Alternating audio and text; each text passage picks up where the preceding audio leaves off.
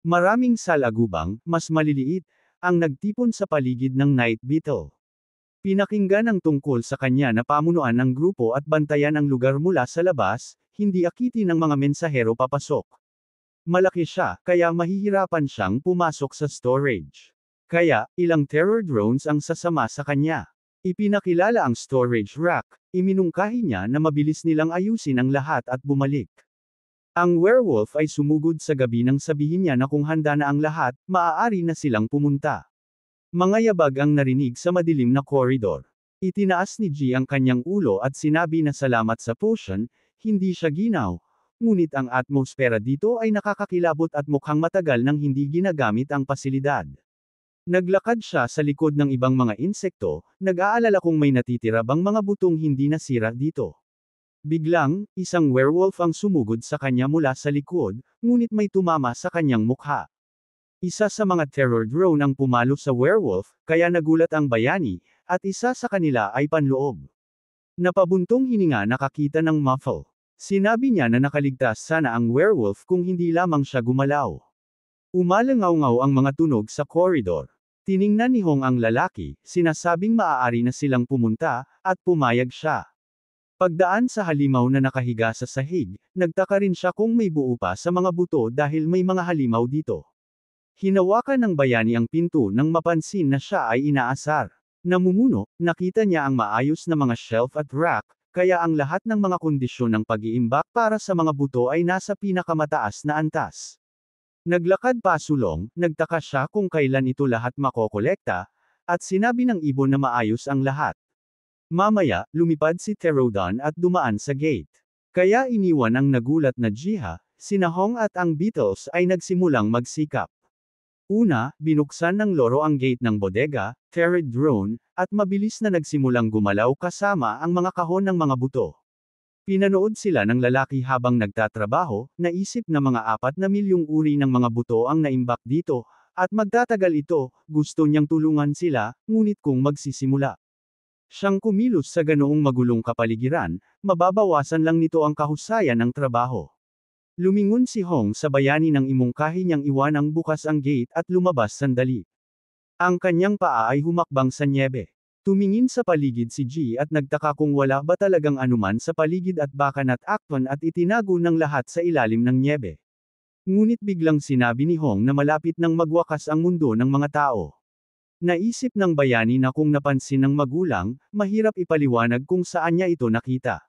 Kinamot ito, naisip din niya na hindi lang ito ibon, phoenix, at kung paano niya ito maipapaliwanag sa iba. Nasa unahan, ang katawan ng isang werewolf ay bumagsak. Pinalaro sila ni Pterodon sa isang bantan. Napansin ng bayani na inesikaso nila ang lahat ng mga halimaw, napansin ang mahusay na trabaho, na nabanggit na kapag natapos na nila, maaari nang bumalik sa loob, na kung saan sumang-ayon ang alaga. Mamaya, ilang salagubang ang may hawak na mga kahon sa kanilang mga paa. Kaya, bumalik sa tindahan, ginamit ni G ang kanilang tulong upang ibahagi ang mga buto sa mga taga-nayon.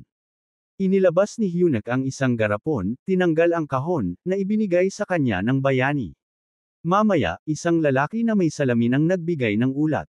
Kaya, ang mga residente ay nagtanim at lumaki ng mga buto, at ipinakita ni Hyun ang mga butong natanggap niya pagkatapos ng kanyang pagbabalik, at ang pagkakaroon ng mga butong ito ay mabilis na kumalat sa mga tao at naging isang negosyo. Sinabi ng host na ang kumpanya ay inanunsyo ngayon na ito ay nagsusumikap na lumikha ng isang ganap na matalinong kumpanya. Sa isang press conference kaninang umaga, sinabi ni Hyangok bilang pinuno ng Strategic Planning Group na at ang isang matalinong sakahan ay hindi nangangailangan ng lupa. Sinag ng araw ang mga bintana ng tindahan.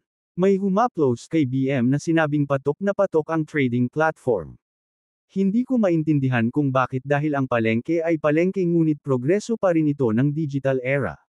Mamaya, ipinakita ang isang two-story na gusali, at nabanggit na ang Hunteret Trading Platform ay literal na isang online trading system kung saan bumibili at nagbebenta ang mga hunter ng mga artifact o item na mayroon sila. Mamaya, ang pasukan sa gusaling ito ay misteryoso. Sa paglipas ng panahon, huminto ang hunter sa pagbisita dito dahil sa mahinang sistema at limitadong assortment.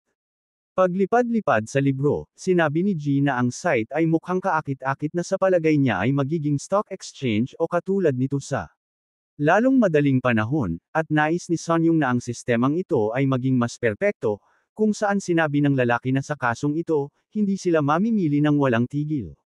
Ang babaeng nakatingin sa relo ay nagulat kung gaano nakatagal ang nakalipas na sinasabing oras na para tumakbo siya. Kinaweyan siya ng bayani at pinag-ingat. Tumugon ang babae na gumaling siya salamat sa kanya at tiyak na babalik para makita si BM. Nag-iisip ang lalaki ay ibinaba ang kanyang ulo. Hawak ang libro mga aralin, sinubukan niyang maghanap ng ilang bakas dito tungkol sa stock exchange. Ang libro ay napapalibutan ng isang malambot na ilaw at ang batang lalaki ay nagsasalita tungkol sa kung paano niya kamakailan hiniram ang isa pa mula sa Yungi Library, isang sinaunang akda na may akda ng isang Diyos na tinatawag na system na detalyadong inilarawan ang system na ginagamit ng mga Han. Ipinakilala ang mga taong nakasuot ng armor na may mga armas, nabanggit niya na sumasaklaw ito sa status, characteristics, skills, dungeon structure, at ang hunted system sa isang lugar. Mahirap i-decipher dahil nakasulat ito sa sinaunang wika. Ang sistema na kumpiyansa na ang kasanayan ng sistema ang istruktura na natanggap ilang sandali na ang nakalipas sa sandaling iyon masayang-masaya na hawak ang libro sa kanyang mga kamay na parang nasa tabi niya na ngayon ay mababasa niya ito salamat sa patuloy na mga pagtatangka upang i-decipher an. G-teksto mayroon siyang isang bagong kasanayan na nagbibigay daan sa kanya upang maunawaan ang libro ng walang anumang mga problema sa pagbubukas nito. Sinabi niya na sa pamamagitan nito magagawa upang lumikha ng isang auction house magagawa din na ayusin muli ang pamilihan gamit ang istruktura ng Mirrorwiki at gamitin ang mga asensya bilang pera at ang paghahatid ng lahat ng ito ay posible gamit ang Terra Drone. Kumuha ng mga tala si Gio na isip na ito ay isang talagang magandang ideya at ito ay nagkakahalaga ng pagsisimula sa isang potion scrolls at kung ito ay hindi sapat maaari kang magdagda. G ng mga artifact. Isinara ang libro nagpasya din siya na para magtagumpay ang lahat dapat may ilang artifacts ang mga organizer. Mamaya ay pupunta siya sa hardin at tinanong si Terodron. Ang lalaki ay nakatayo sa harap ni Yabog na nagsasabing sa ganitong paraan niya ibabalik ang South African Gree. Sa isang auction house at bilang pera gagamitin niya ang mga asensya at nag-iisip tungkol sa pagbebenta ng mga potion, artifact o isang bagay na tulad nito na nagtatanong kung posible. Gumuhit ng sign sa lupa si Terodon at linawin ng bayani na itigil muna nila ang paglalagay ng mga bagay na ito sa treasure chest. Itinuro ng Bog sa tabi ng marinig na may ibang paraan. Ang isa pang Terra Drone ay nag-forge at nabanggit ng lalaki na ginagawa nila ito ng may mahusay na kasanayan. Muli itinuro ng Bog ang drawing sa lupa at binigyan niya ito ng honey na napagtanto na kung ibibigay niya ito. Mas sisipag magtrabaho ang lahat, naisip na nag-o-overtime ang mga salagubang at dahil dito ay medyo nahiya siya. Inilagay ni Terodon ang kanyang kuko sa kanyang ulo nang marinig na kukunin niya ang honey at ibabahagi ito sa lahat. Kapalit, ang mga artifact ay dapat iwan sa libreng teritoryo ng hardin. Mamaya, naguluhan si G habang tinitingnan ang mga bagay sa harap niya dahil mula noon, sa tuwing pumupunta siya sa hardin at iniwan ito, parami ng parami ang naipon na artifact doon, bagaman naisip niya na ito ay mas product. Ayon lamang. Ang Taybak ay napalibutan ng isang maliwanag na aura. Sinabi ng paglalarawan na nagdaragdag ito ng 5 senya, 10 club, buto, at iba pang mga katangian. Pagod na pagod ang Beatles, nasaktan ang isa't isa. Ang presyo ng mga bagay na ito ay hindi naaayon sa pagkain na natanggap ni Terodon. Ang talam ng mga talam ay nagniningning ng maliwanag. Tinitingnan ito, naisip ng bayani na ito ay isang napakataas na kalidad na artifact at ang mga sanggol ay kamangha-mangha. Sinubukan nila. Lumingon siya nang may narinig na tunog sa kanyang likuran. Ang mga alaga ay patungo sa kanyang tagiliran. Nang tanungin niya kung nasaan sila, ang kanyang atensyon, may nakahuli. Kaya, napansin niya ang brown na balahibo na nagtatanong tungkol sa kung ano ito. Sa likod ng iba, lumitaw ang isang bear cub. Nagulat si G. Ang isang maliit na oso ay naglaro sa clearing. Habang pinapanood siya, hindi maintindihan ng lalaki kung saan siya nanggaling. Ang bayani ay ngumipan, na piniga ang kanyang kamay sa kanyang dibdib. Naisip niya na ang oso ay sobrang cute. Matapos niyang kunin ito sa kanyang mga bisig, sinabi na siya ay isang cutie at naisip kung anong pangalan ang ibibigay sa kanya. Itinaas ng bear cub ang kanyang ulo nang sabihin ng bayani na ang Winnie ay maganda. Nangangatwiran tungkol sa kung ano ang pakainin sa kanya, dahil ang pulang oso, dapat itong karne. Ang bagong alaga ay pumalo sa kanyang mukha gamit ang kanyang paa nang tanungin niya kung ano ang kanyang pinakapaboritong pagkain. Bam! Nakahiga sa isang sanga ng puno, naisip na ngayon ay makakatulog siya ng kaunti. Bumukas ang mata ng hayop. Ang maliit na oso ay sumugod sa kanya. Tumugon si Bam ng isang suntok gamit ang kanyang paa, na nagsasabing takot siya sa kanya. Lumapag si Winnie sa lupa at hindi maintindihan ng lalaki kung bakit bigla siyang sumugod sa pusa. Agad na nagmamadali ang engine number sa pony. Sa isang kuko, itinapon siya ni Penny. Iniisip ang oso bilang isang bully, nagtaka si G na siya ang pangunahing espesyalista sa mga away. Pinulot siya ng lalaki, at pinakiusapan na tumigil sa pakikipagtalo sa iba at hayaan siyang tumingin sa hardin. Ang maliwanag na araw ay nagniningning sa siksikan na kagubatan. Nakikita ang mga tumataas na usbong. May naamoy si Winnie nang sabihin ng bayani na maraming masarap na gulay dito na mukhang masarap at maaari niyang kainin ito kung nais niyang sirain ang hardin ay imposible at naisip kung saan siya tumitingin. Ang oso ay humanga sa mga kalye sa itaas nila. Pagkatapos ay tiningnan niya ang kanyang pangalan ng malalaking mata kay Gia na naisip na ang pagmamahal ng mga oso sa honey ay hindi isang pagkiling at pinakiusapan siyang makinig ng mabuti pagkatapos ay sinabi na ang imperial honey ay maaari lamang kainin kapag ibinigay niya ito at mas mahusay na makakain ito ng paunti-unti kaysa kainin ito ng buo dahil magpapasya siyang kainin ang lahat ng sabay-sabay. Matapos niyang ibigay ang ilang honey, itinuro ni Winnie ang isang bagay. Nagbukas ang mga gate sa harap nila. Maraming iba't ibang armas ang nasa mga shelf. May nakasuot ng armor sa kabilang panig ng silid.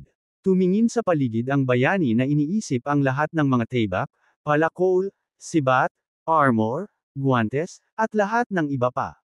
Tiningnan ang oso sa sahig, sinabi niya dito na akala niya ay bully lang ito, ngunit ang paninigarilyo nito ay naging warehouse guard. Sa mesa ay nakahiga ang isang makintab na helmet at isang palakol. Kaya, isa pang sorpresa na may mga variant ng lahat ng mga artifact. Bilang karagdagan, karamihan sa kanila ay may espesyal na ranggo. Kailangan nating maabot ang bayarin sa iyong mga kamay. Hindi ba niya naisip na kung biglang dumating sa subasta ang mga item na ito, malinaw na magiging marahas ang reaksyon. Tiningnan ng alaga, tinanong kung makukuha niya ang isang bagay. Itinuro ni G ang espada, iniulat ng system na ito ay isang demon destroyer. Naisip ng bayani na maliban sa mangangaso na si Sunhawk, iilang mangangaso lang ang gumagamit ng ethereal blade, kaya susubukan ng mga gumagamit ng normal na bola na makuha ito. Yumuko si Winnie nang sabihin ng bayani na kailangan niyang magbayad para magbasa ng mga libro sa aklatan. Kaya, malamang na hindi niya ibibigay ng libre ang tebak na iyon, na nangangahulugang kailangan niyang magbayad ng isang tiyak na presyo para dito. Iniabot ng oso ang kanyang paa. Iniulat ng system na ang may-ari ng bodega ay humihingi ng 10 asensya bilang bayad sa pag-upo ng mga kalakal, ang salot. Nagulat ang bayani dahil mas mura ito kaysa sa inaasahan niya. Bago magalit at patpatin siya sa ulo, linawin din ng lalaki na ito ay isang presyo batay sa katotohanan na hindi niya ito gagamitin. Hawak ang talam sa kanyang kamay, naisip ni Gia na ang presyo ng 10 sensasyon at para sa napakagandang sandata ay walang katotohanan. Ang komisyon na kukunin niya mula sa mga mangangaso ay magkapareho ng 10 asensya. Mabilis nilang mapupunan ang mga ito sa pamamagitan ng mga bayad sa subasta at ito ay perpekto. Mamaya, isa sa mga mangangaso ay tumingin sa screen ng monitor ng may shock. Nasa harap niya ang larawan ng isang demon destroyer sword. Sinabi niya na kamangha-mangha ito. Ang iba ay natuwa rin. Maraming mata ang nakatingin sa tebak na ito. Kaya, ang isang item ay naibenta sa sanction kaagad pagkatapos itong mabuksan. Natuwa ang mga tao at pareho bago sila sumali dito. Naglagay ng barya sa mesa si Tuka. Ang presyo ng isang matagumpay na bid ay patuloy na tumaas at ang mga taong nanunood nito ay nasa paghihintay. Sa lalong madaling panahon ay may nag-alok ng 10,000 asensya at ang mga bid dito ay sarado. Ang mga pader ng White House ay maliwanag na naiilawan ng araw. Sa screen ng telepono, nakikita ang balita na isang bagong channel ng auction hall ang binuksan kung saan isang exhibit ang ipinakita. May nagsabing maingay ang subasta kahapon at sumang-ayon ang kausap, na nabanggit na Mara. 10,000 asensya para sa isang tayback ay labis. Tumangala, tumugon ang lalaki na kung titingnan mo ngayon, ngunit ito ay isang magandang presyo kung titingnan mo sa hinaharap. Inisip niya ang tayback sa kanyang mga kamay, na nagsasabing bilang karagdagan sa mga kasanayang kailangan niya, magagamit ni ito. Mayroon na siyang ethereal blade. Ang babae ay tiklupon ang kanyang mga kamay at sumang-ayon sa kanya. At sinabi rin ng lalaki na kaninang umaga, nang makuha niya ang tayback, ibabahagi niya ang kanyang mga impression sa Cutmaster, bagaman hindi niya alam kung magtatrabaho siya ngayon. Itinuro ang telepono, inalok ni Hygen na sabihin sa kanya ang isang kawili-wiling bagay, na sa katunayan ang CM Master ay si G at nalaman niya ito noong huling pagkakataon. Pagkatapos ay masayang inalok ni Sam Hayek na pumunta sa kanya. Isang patak ng tubig ang nahulog mula sa kisame. Ang halimaw ay nagmamadaling pasulong. Well, isang maliwanag na ilaw ang hatiin ito sa dalawa. Ito ay ang hunter na nag-swing ng kanyang ethereal ball. Itinaas ang kanyang kamay sa kanyang ulo, sinabi ni Hyungok na ito ay talagang isang mahusay na pangyarihan. Hawak ni Sik ang tayback sa kanyang kamay nang tanungin ng lalaki kung ito ay talagang isang Demon Slayer. Tiningnan ang kanyang sandata, sumagot siya na ito ay mas kamangha-mangha kaysa sa tila at kahit na mas maganda na mayroong isang pagnanakaw na kasanayan. Medyo awkward siyang ngumiti nang banggitin ng kausap na hindi pa siya nakakita ng ganoon, ngunit isang pagpipilian at ipinaliwanag na sinabi ito sa kanya ng Cutmaster. Naalala ng lalaki kung paano niya binigyan ng mga bulaklak si Gia, ngunit nabanggit ng kausap na hindi siya aktibo kani-kanina lamang. Kung saan sumagot siya na swerte lang siya. Ang mga bayani ay natulog na niyayakap ang kanyang mga alaga, at ilang hayek ang naisip na tiyak na babayaran siya. Nagtanim ng mga halaman si Jiha at nagtaka kung anong mga kagubatan ang maaaring lumaki ng maayos ang pag-aasawa ng World Tree sa lupang ito. Nagpasya siyang magsagawa ng isang eksperimento at suriin kung ang panla na itinanim niya para sa lupa ay maaaring mag-ugat at magsimulang lumago ng normal sa bagong ecosystem. Pinunasan ang kanyang noo, sinabi ng lalaki na kung iisipin mo, ito ay isang espesyal na panla, kaya walang magiging problema. At ngayon kailangan mong pumunta sa hardin at ayusin ang mga bagay doon. Ang mga sinag ng araw at nabuo ang korona ng mga puno. Naglakad ang bayani sa hardin. May nakakuha ng kanyang atensyon.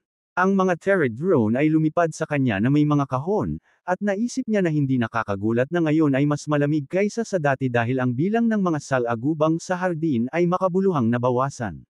Lahat sila ay patungo sa lungsod, marahil dahil sa pagbubukas ng auction house at aktibong kalakalan, ang mga maliliit na ito ay may mas maraming trabaho. Ang mga pterodons ay mukhang pagod. Nabanggit ni G na ang ilan ay abala sa paghahatid at ang iba ay sa produksyon at packaging, na nabanggit din ang kanilang pagkapagod. Tiningnan niya ang bahay pukyutan, na naisip na maganda na dagdagan ang gantimpala dahil sa intensity ng trabaho, at nagtaka kung ano ang magagawa niya. Tiningnan siya ng Pterodon Knight. Itinuro ni G ang bahay pukyutan, at tinanong kung posible na ilipat ito sa Estram at magpalaki ng mga bagong bubuyog doon. Ang mga salitang ito ay nagpagulat sa salagubang. Pag-alis, nagsimulang magwagayway ng kanyang mga kuko. Sinubukan ng lalaki na kalmado siya, na nagsasabing hindi niya balak ibigay ng buo ang bahay pukyutan. Ang mga bubuyog ay dumami at lilikha ng mas malaking bahay pukyutan, at pagkatapos ay magiging masaya siya kung mayroong higit pang imperial honey. Tiningnan siya ng Pterodon, at nangako siyang ibabalik ito mamaya, kaya hindi siya maaaring mag-alala, pagkuha nito. Naisip niya na mas mabilis na paramihin ang isang bubuyog sa Estram kaysa sa hardin kung saan limitado ang espasyo. Ang ginang ng nayon ay naiilawan ng araw. Si Selena ay nagpupuno ng isang mug. Dinadala ito sa carton, narinig niya ang kanyang pangalan. Nagulat, itinaas ang kanyang ulo, nakilala ng babae ang tinig na ito. Tumingin sa langit, tinanong niya na ito ay ang hardinero at sumagot siya na matagal na silang hindi nagkita. Lumapit si Eddie sa kanya. Parehong tumingin sa langit. Nang tanungin ng babae kung ano ang nangyari, itinaas ni Gia ang kanyang daliri at sumagot na nais niyang gumawa ng isang alok. Ibibigay niya sa kanila ang honey na nakuha bilang resulta ng kanilang pag-aanak at kung sumasang-ayon sila pagkatapos ay kapalit ay ibibigay niya ang mas maraming asukal hanggat makakuha siya ng honey. Naguluhang tumingin ang tagatanod ay linawin ng lalaki kung talagang magbibigay ng asukal ang bayani. Lumitaw ang isang bag sa harap nila. Nang magulat ang babae na binigyan sila ng isang bagay na napakamahal ng madali. Sinubukan ni Eddie ng kaunti. Mukhang kumpiyansa sinabi niya na ito ay asukal at tinanong ang hardinero kung saan niya ito nakuha. Siya at si Selena ay nabanggit na ang bayani sa hardin ay world class lang at hiniling din na subukan ito. May paghanga sinubukan ng babae ang asukal, na nagsasabing ito ay napakatamis. Nagtanong si Gia tungkol sa katotohanan na ang asukal ay mas mahal kaysa sa honey. At sumagot si Eddie na ang asukal dito ay halos nagkakahalaga ng ginto. Karaniwan itong nakuha mula sa sugar beets, ngunit ang dami nito ay masyadong maliit. Parehong naghawak ng mga kamao sa tagumpay nang marinig na ibibigay ito ng bayani sa kanila kapalit ng pag-aanak ng mga bubuyog. Sumagot ka na maaari silang pagkatiwalaan dito. Ang lalaki ay nagre-record sa American headquarters ng Hunters Association. Narinig ang tanong kung palagi ba siyang nagtrabaho dito. Namumungkot, sumagot si Hyun-guk na marami na silang pinag-usapan kanina sa ibang bansa, at sinabi nila na ang mga core inong mangangaso ay nag-enjoy ng mga espesyal na pribilehiyo, ngunit bagaman walang gustong mawala ng kanilang rice bowl, kung minsan kailangan mong isuko ito upang makakuha ng bago. Nakatiklop ang kanyang mga bisig sa dibdib, nabanggit ni Seyek na ang bagong mangkok ay dapat medyo mas malaki. Inilagay ang kanyang mga kamay sa mesa, sumagot ang isa pang lalaki na iyon ang dahilan kung bakit sila dumalo sa pagpupulong upang malaman kung anong uri ng rice bowl ang maaari nilang ialok. Nabanggit ng lalaki na nagmakaawa sila sa kanya na dumalo sa pagpupulong, halos hinayla siya ng sapilitan. At dalawa ang nabanggit na hindi siya masyadong interesado sa pagpupulong na ito. Bagaman kung minsan ay masarap lang manood mula sa tabi. Mamaya silang dalawa ay naglakad sa kahabaan ng koridor at ilang hayek ay sumagot na siya ay isang taong mahusay lamang sa isang bagay at iyon ay ball equipment K. Kung saan sinabi ng kanyang kasama na ngayon ay malinaw lamang siya sa isang bagay. Ipinakilala niya si G na may maraming artifact. Sinasabi nila na ang usapan tungkol sa pag-anyaya sa isang bayani ay tiyak na lilito sa pagpupulong na ito. Bilang karagdagan, hindi alam ng mga tao na siya ay isang cutmaster. Kaya marahil siya rin ay tatalakayin. At natural para sa labas ng mundo, ang dalawang ito ay napaka-espesyal bagaman sila ay parehong tao. Ngumiti, sinabi ng mangangaso na nakakatawa na panuurin ito at iminungkahing makita kung paano makakaapekto ang taong ito sa mga puso ng mga tao. Ngunit sumagot si Hyun-guk na ito ay imposible dahil siya ay isa sa mga nais na mamuhay ng mapayapa nang hindi nagbubunyag ng kanyang sarili. Sa harap niya, hindi nila nakita ang isang malaking pinto.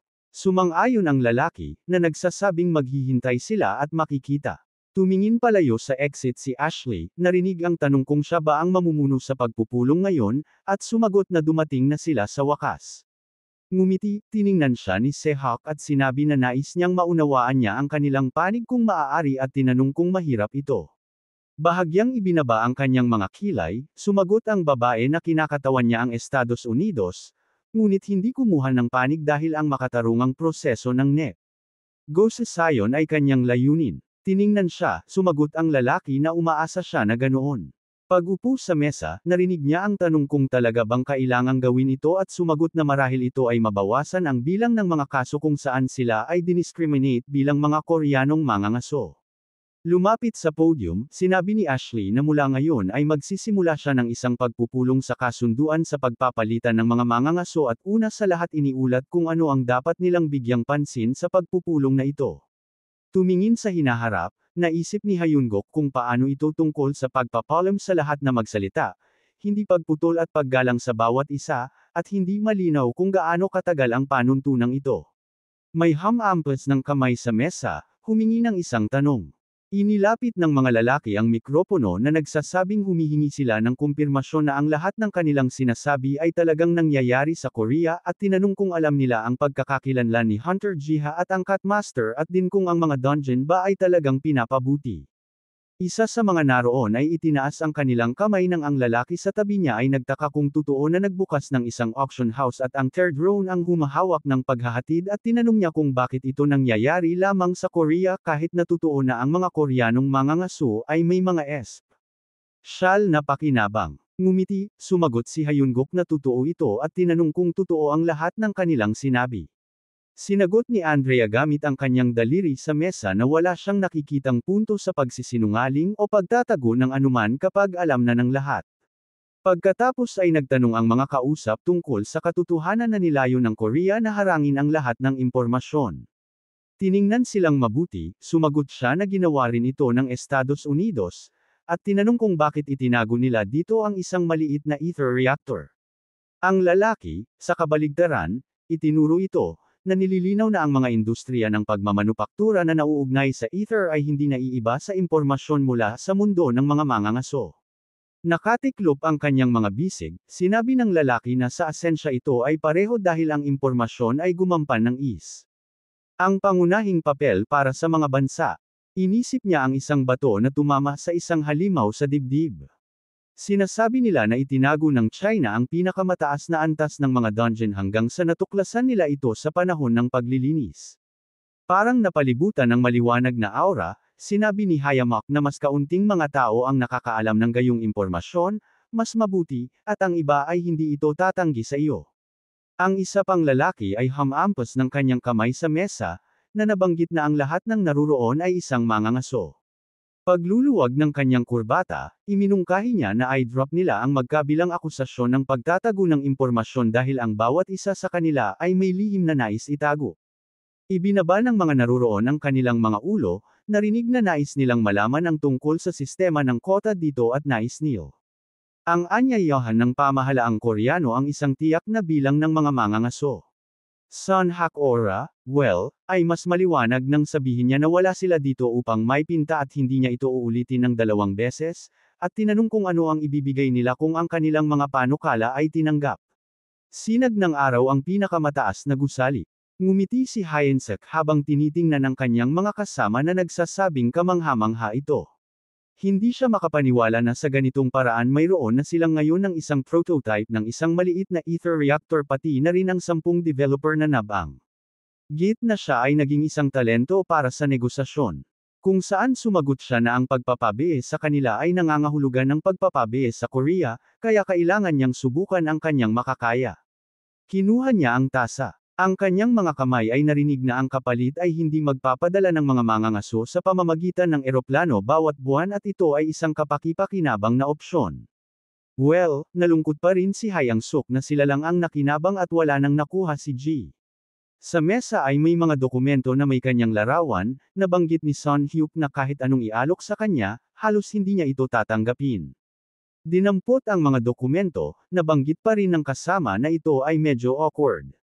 Pagkatapos ay inalok ng mangangaso na magpadala ng isang buong lalagyan ng mga merienda para kay Bomb dahil sigurado siyang magugustuhan niya ito.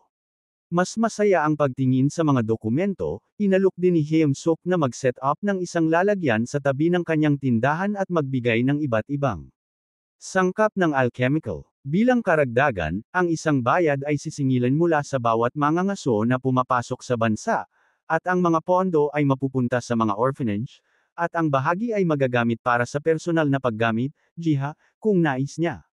Tiningnan ang kanyang mga kasama, sinabi ng batang lalaki na mukhang maganda, na nangangahulugang gagawin nila ito. Ang tunog ng hose ay narinig sa pasukan ng nayon. Nakaupo si Marete sa kanyang kabayo, na nagsasabing may nagbago dito.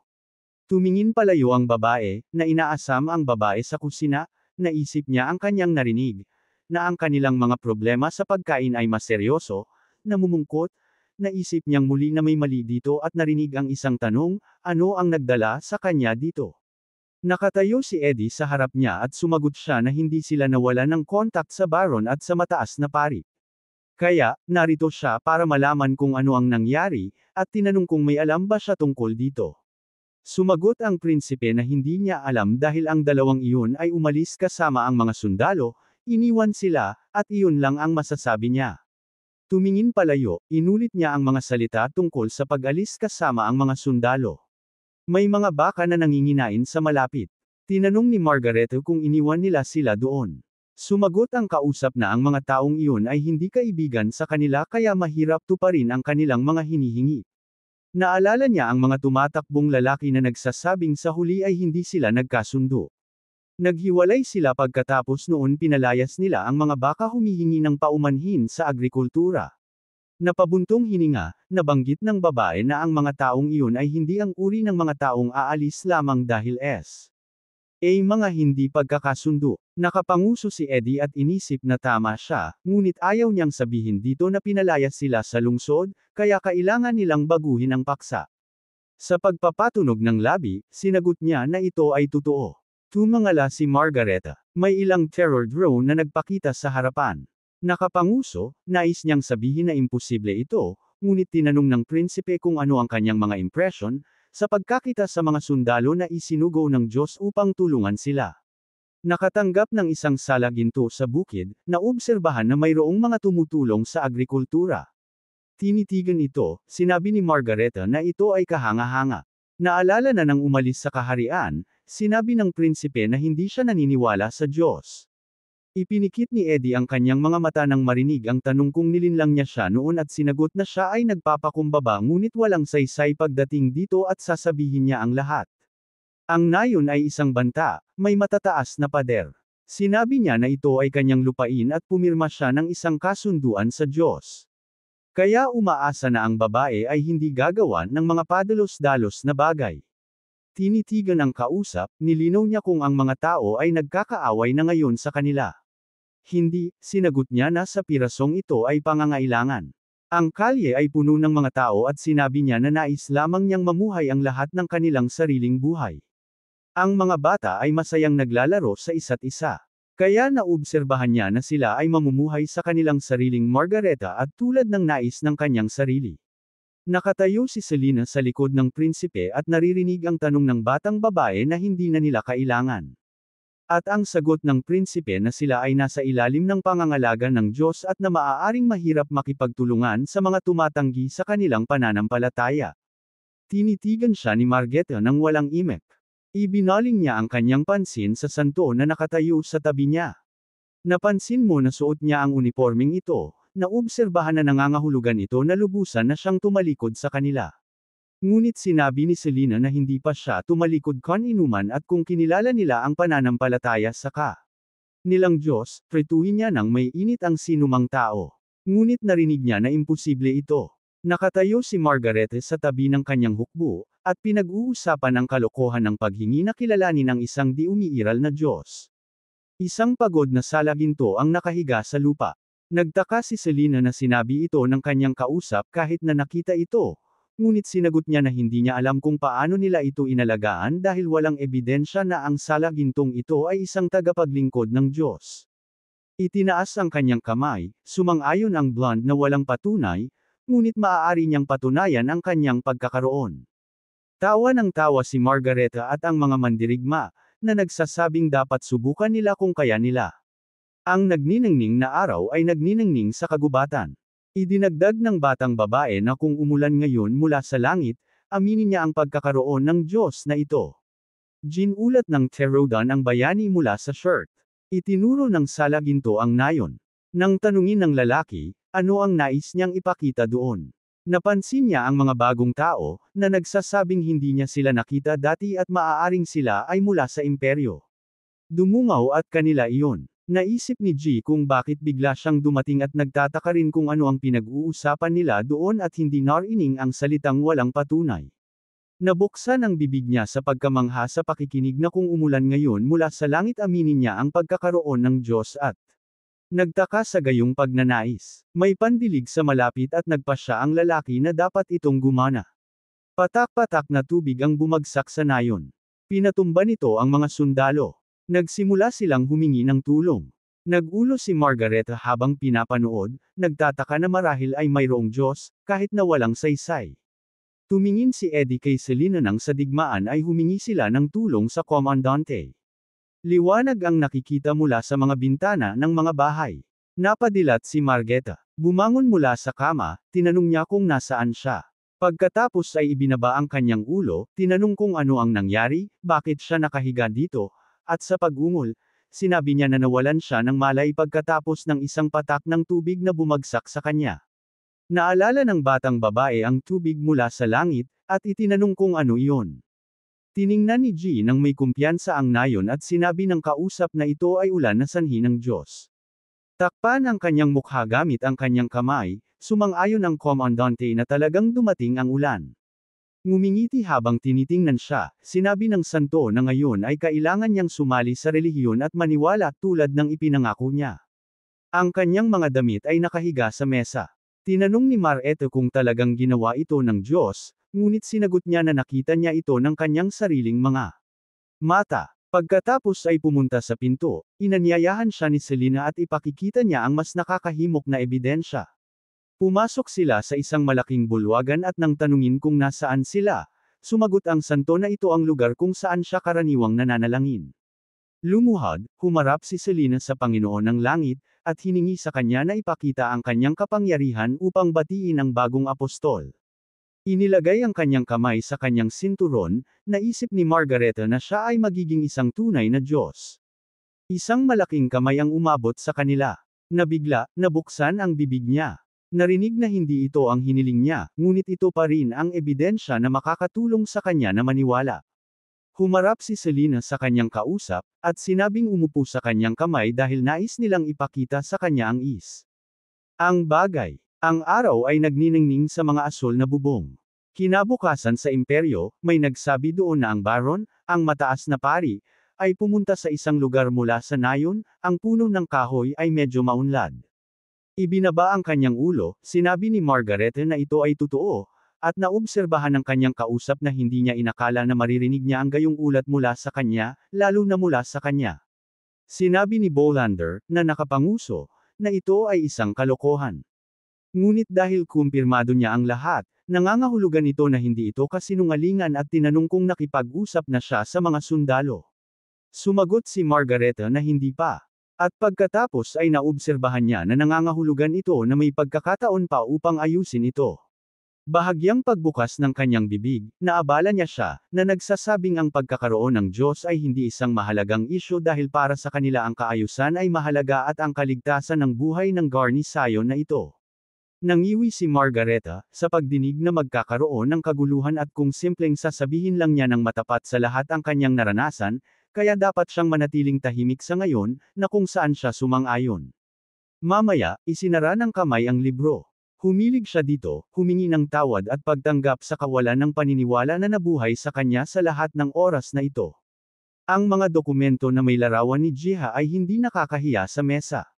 Sa American headquarters para sa pamamahala ng Hunters Association, walang nagtanong kung anong uri ng alok ang ginawa ng North Korea. Sa pagkuha ng mga tala, sinabi ng lalaki na ipasa ito sa mga psychers. Isang anino ang tumama sa kanyang mukha nang sinabi niya na dapat silang maging maayos na pamilyar sa mga kakaiba ng Korean Hunting Society at lalo na sa mga ngaso. Ang mga sinag ng araw ay nagniningning sa salamin na harapan ng gusali at may nagtanong kung dumating na ang ulat sa kaso. Nakatayo ang lalaki sa harap ng mesa na nagsasabing iniulat ng mga psychers na ang lahat ng mga alingaw-ngaw na nauugnay sa komunidad ng mga ngaso sa Korea ay totoo. Simula sa Hunterit Trading System, paggising ng mga mangangaso at pagtatapos sa Cutmaster na nag-evaluate ng mga artifact. Ngumiti ang lalaking may peklat, na tumutukoy sa may-ari ng tindahan na may lahat ng uri ng iba't ibang mga kalakal na nagngangalang G. Malakas siyang tumawa, na nagsasabing lahat ay tulad ng inaasahan niya. Sa folder ay may ilang mga larawan ng bayani, at sinabi niya na habang marami siyang natutunan tungkol sa kanya, mas gusto niyang makuha siya, ang kanyang kausap. Siya ay lumapit at sinabi na maaari siyang maging isang miyembro ng Korean Hunter Association.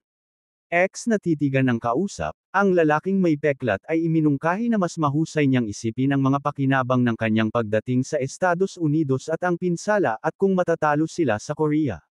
Hinaipan niya ang kanyang daliri sa mesa nang linawin ng kanyang kausap na si Jiha ay isang espesyal na tao at sumagot na totoo na nagustuhan niya ang paggising ng mga mangangaso at ang bagong sistema ng auction house. Pagkatapos, ipinakilala niya ang iba't ibang mga potion na nagsasabing ang lahat ng ito ay hindi maihahambing sa mga scroll potion. Sa paglipas ng panahon, ang ganitong sistema ay maaaring ipatupad sa bawat bansa. Ngunit kung ang gayong mga ngaso at mga pagbubukod ay natagpuan, maaari nilang sabihin na siya ay isang bihirang santo. Ang lalaki ay naging medyo kinakabahan ng tanungin kung naiintindihan niya at sumagot na susubukan niyang makipag-ugnay sa bayani. Maraming mga sigol ang lumilipad sa ibabaw ng dagat. Isang avalanche at isang malaking isda ang nasa ilalim ng tubig. Isang tuyong puno ang nakikita sa baybayin. Maraming iba't ibang mga halimaw ang lumabas mula sa kagubatan. Sa pagtingin dito, naisip ng whale na hindi niya maiiwan ang lugar na ito sa ganitong kalagayan. Binuksan niya ng malawak ang kanyang bibig, na nagpapasya na ang lahat ng nabubuhay sa shot ay mahalaga. Ang mga patay ay na-filter out. Ang mga buhay ay pumunta sa isang ligtas na lugar. Isang malaking alon ang nagtungo sa baybayin, na iniisip na ang pagpreserba at pagdadala ng mas maraming buhay. Kasama nito ay ang dapat niyang gawin ngayon. Kumuha siya ng malaking mouthful ng tubig. Pagkatapos ay lumundag siya mula sa tubig. Ang mga pagtaman ng kanyang buntot ay lumikha ng malalaking alon. Nagbabasa ng libro si G. Itinaas ang kanyang ulo, narinig niya ang tunog ng kampanilya. Isinara ang libro, tinanong ng lalaki si BM kung may kinalaman ito sa kanya. Nagsimulang hilahin siya ng hayop sa pamamagitan ng kanyang shirt, at nagpa siya ang bayani na nangangahulugan ito na dapat siyang sumama sa kanya. Ang mga sinag ng liwanag ng paglubog ng araw ay nagniningning sa kalangitan. Ang lalaki ay nagpatuloy, ang kanyang alaga upang maglakad ng kaunti. Si Gia ay may hawak na pusa, na nagsasabing ang hangin ay napaka-refreshing at hindi siya nakarating dito sa loob ng mahabang panahon. Inulit ng parrot ang mga salita. Sa malayo, nakakita siya ng isang malaking whale, nagtataka kung ito ay isang world eater. Tiningnan ng bayani ang buong mensahe ng system sa harap niya, nagtataka kung ano ang ginagawa niya rito. Ang sistema ay nagpatalastas na ang World Eater ay kasalukuyang inililipat ang mga hindi nagagalaw na isla mula sa maruming dagat. Ngumiti, inalis niya ang asul na window na ito. Nakita rin na inaalagaan ng World Eater ang maraming buhay upang tumugma sa kanyang posisyon, na nauunawaan kung ano ang nangyayari. Mayroong ilang mga dibdib sa baybayin, naisip ng bayani ang whale na gumagalaw sa mundo mismo, na binubuo ng lupa, dagat, at mga ecosystem. At nagtaka siya kung bakit siya tinawag na World Eater, at marahil ang mga kayamanang ito ay isang bayad. Ang whale ay pumutok ng tubig nang sabihin sa kanya ng bayani na ang lahat ng ginawa niya sa dagat ay manghuli ng isda at lumangoy, at tinanong kung ito ay okay. Napagtanto na iniwan niya siya ng mga lupain na may malinis na ecosystem. Napabuntong hininga si G at nagpa siya na maayos ang lahat at sinabi na kahit papaano ay sinubukan na pamahalaan ang isla. Nakikita ang buntot na lumubog sa ilalim ng tubig, napagpasyahan niya na aalis na ang World Eater. Pumila ang lalaki sa kanya, na sumisigaw na aalagaan niya ang isla paminsan-minsan at inanyayahan siyang muli. Nakikita ang whale na lumundag mula sa tubig, sinabi rin sa kanya ng lalaki na alagaan ang kanyang sarili. Kaya, ito ang araw na nakuha ni G ang isang bagong trabaho. Maraming libro ang nasa mga stand. Sinabi ng lalaki na hinampas ang kanyang daliri sa mesa na ang kanyang kausap ay nahumaling sa isang kakaibang pananampalataya. Ibinaba ni Margeta ang kanyang ulo ng tanungin, paano ito? May hamampas ng malakas sa training dummy ilang oras na ang nakalipas sa imperyo. Ang isa pang suntok ay nag-iwan ng maliwanag na marka. May hawak na espada si Margeta sa kamay na nagsasagawa ng pagsasanay. Pinupunasan ang pawis mula sa kanyang noo, narinig niya na matigas ang kanyang pagsasanay ngayon. Nakatayo si Bartek na napapalibutan ng mga knight, at tinanong ang batang babae kung paano nagpupunta ang pagsasanay. Inilagay niya ang kanyang kamay sa kanyang balikat nang sinagot niya na maayos ang lahat at hiniling na pumunta sa kanyang opisina mamaya. Tinanong ng batang babae kung ano ang kanyang negosyo. Well, sumagot siya na walang espesyal. Nakatatakot, ngumiti, idinagdag niya na nais niyang pag-usapan ang tungkol sa Diyos. Maraming libro sa kanyang opisina. At pagkatapos ay sinabi niya na kani-kanya lamang siya naging attached sa isang kakaibang pananampalataya. Tiningnan ng lalaki, sumagot si Margarete na hindi niya naiintindihan ang sinasabi niya, ngunit hiniling niya na huwag magsinungaling. Nagharap siya ng isang amulet na nagsasabing alam ang mga bilog na palamuti na inilagay niya sa kanyang pagtalon at na ito ay isang simbolo ng relihiyon at pinapon. Din niya siya sa lahat ng oras kaya madali niyang naisip ang lahat ngunit mahirap para sa isang ordinaryong tao na gawin ito. Nang inig ang batang babae ay nag-iisip tungkol sa mga salitang ito. Inilarawan niya ang kanyang sarili na napapalibutan ng mga mata na iniisip na pinapanood siya ni Bart. Okay sa lahat ng oras kung ano ang kanyang karaniwang ginagawa. Paghawak ng kanyang kamao na pagtanto ni Margeta na mayroon siyang goosebumps mula sa kanya. Nakatayo sa malaking opisina, narinig niya na ang kausap ay hindi pa sinabi sa ibang mga night tungkol dito dahil kung nalaman nila, magkakaroon ng gulo, kaya itinago ito. Nakapanguso, napagtanto niya na siya ay nahuli. Sa pakiramdam na isang pape, nagtaka si Margaret kung nangangahulugan ito na nais niya ang masunerang pagsunod mula sa kanya. Ngunit hinampas ang kanyang daliri sa mesa, sinabi ng lalaki na maaari siyang pumunta at kung may negosyo siya sa kanya, tatawagan niya siya. Mamaya, natagpuan niya ang dahon path.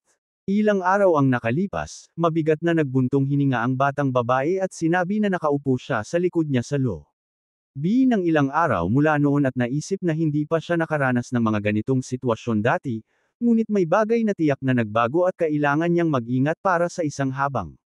Nakikita ang ilaw sa mga bintana, naalala rin niya na tiyak na pinatay niya ito bago umalis. Binuksan niya ang pinto. Binuksan ni Bart ang kanyang bibig at sumigaw ng kanyang pangalan.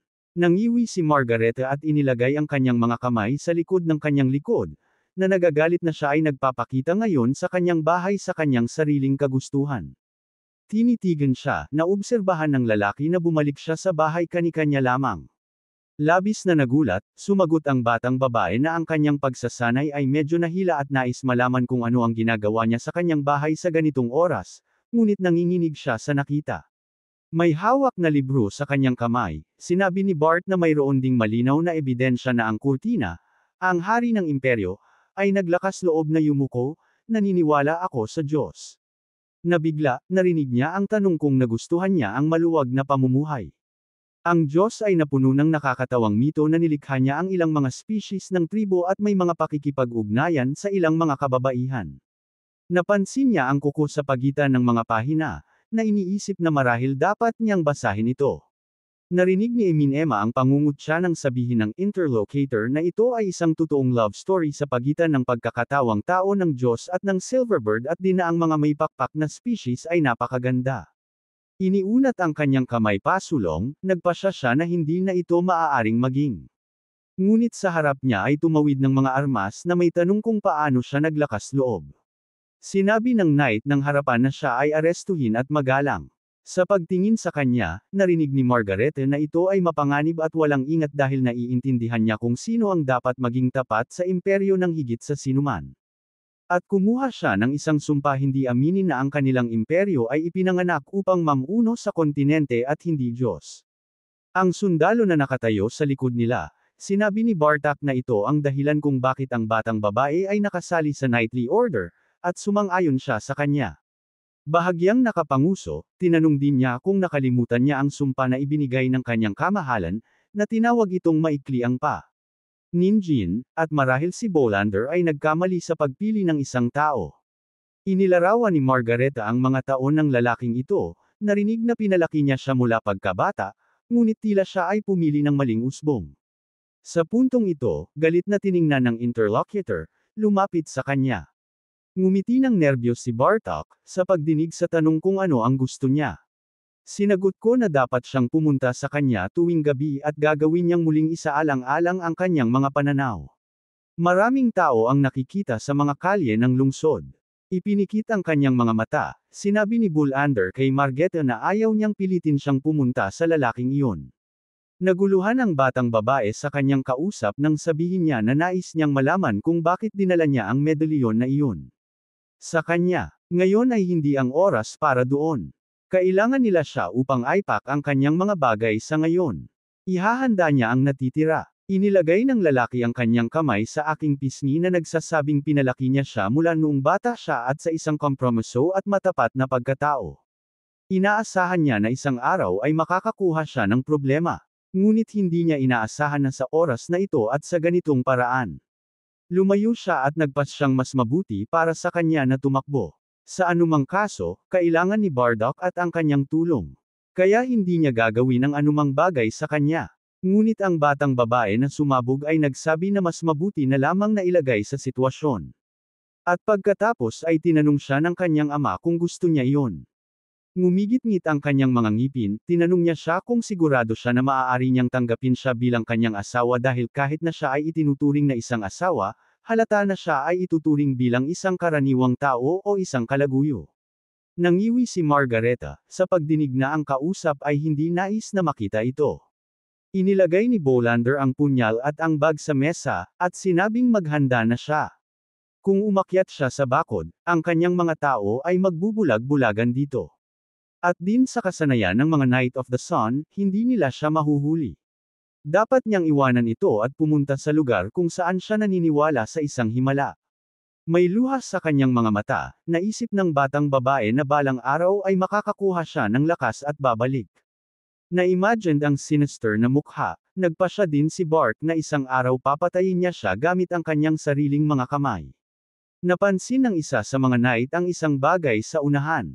Nakasuot ng damit si Margareta, naobserbahan ng lalaki na nag-ayos siya ng husto ngayon, at ngayon dapat niyang sundan sila dahil naghihintay si Bart. Maliwanag na mga bituin ang nakikita sa itaas ng mga bubong ng mga bahay. Ibinaba ng batang babae ang kanyang ulo at sinabi na kailangan niyang pumunta sa banyo para sa isang habang at ang knight na napansin na siya ay kinakabahan din sinabi sa kanya na magmad. Ali. Pinapanood si Margareta na umalis, tinalakay nila na magiging maganda siya kung nag-ayos siya at na si Bartek ay magsasaya ngayon at din na ang lalaki ngayon ay isinasaalang-alang kung ano ang kanyang binalak at pagkatapos ay nagpasya silang magtalo kung gaano katagal ang kanyang interes. Iminungkahi ng isa sa kanila ang isang linggo, ngunit dalawa ang sumagot na ito ay isang mahabang panahon at isang maksimum na 5 araw. Nakikita ang bukas na pinto sa harap nila, ang mga ponies ay naghihintay para dito ng 20 minuto, hindi maintindihan kung bakit ito ay tumatagal ng masyadong mahaba, isa sa kanila ay nagsabi sa isa pa upang suriin. Pagpasok sa loob, tinanong ng knight na huwag gumawa ng anumang hanggal at lumabas. Ngunit sa harap niya, nakita lamang niya ang isang butas sa pader. Ang kampanilya ay tumunog na may mga sigaw na nakatakas si Margareta. Itinuro ng guard ang silhouette sa unahan, na sumisigaw na may nakasakay sa kabayo patimog.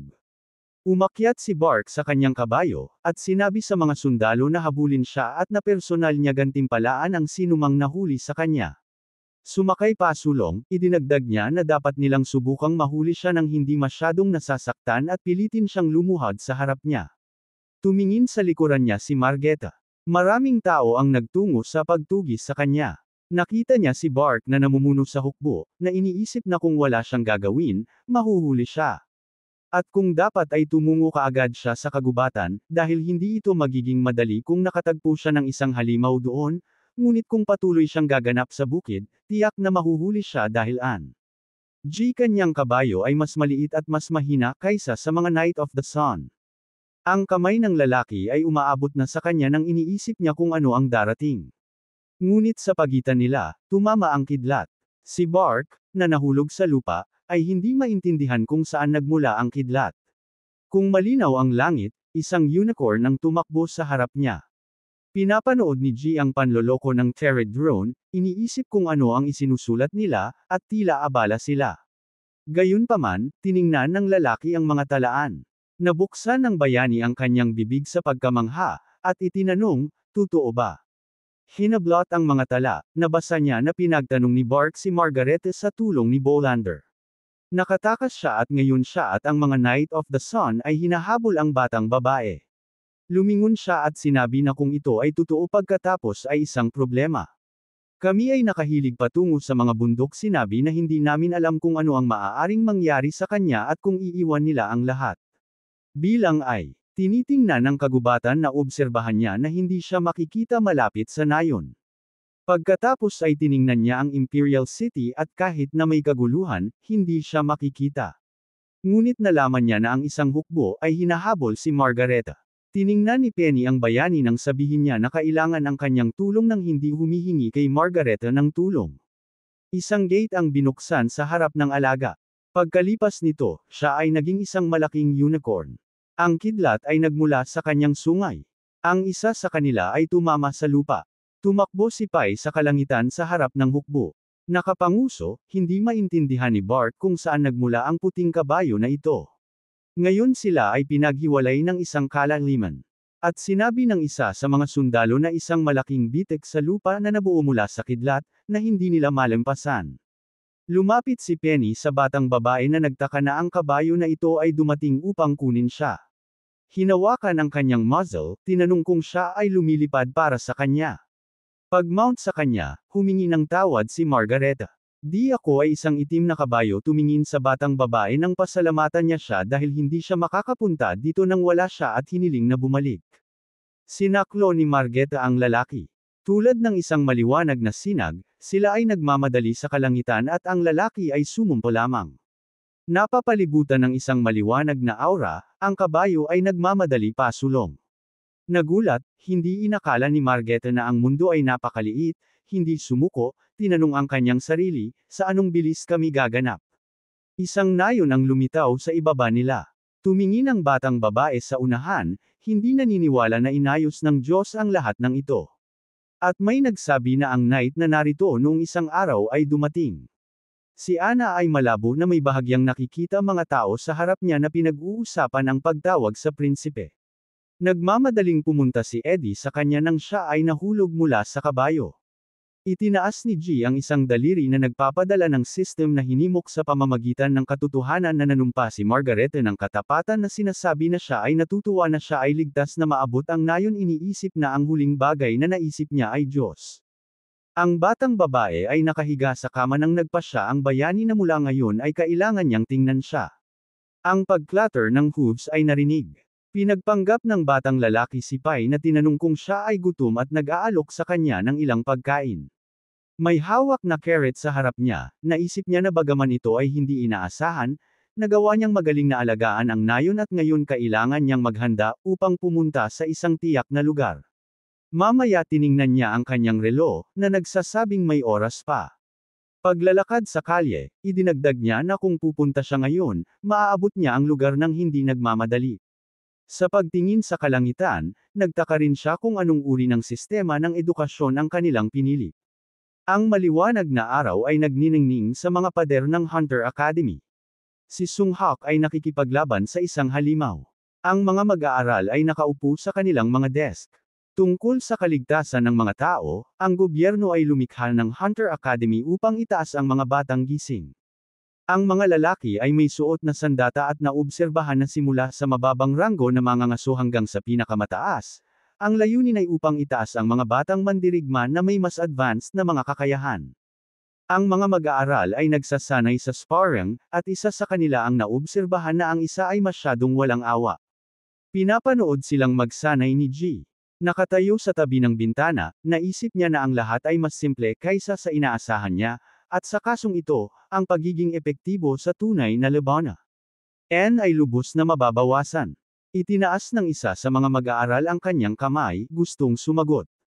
Bagaman ang teoretikal na kaalaman at mga pangunahing kurso ay tila maayos na organisado, pinuri ng instructor ang mag-aaral at naobserbahan ng bayani na ang sistema ng pagsasanay ay paylay sa mga tuntunin ng tunay na karanasan sa labanan, at marahil ito ay dahil sila ay mag-aaral pa at hindi makitungo sa tunay na mga halimaw.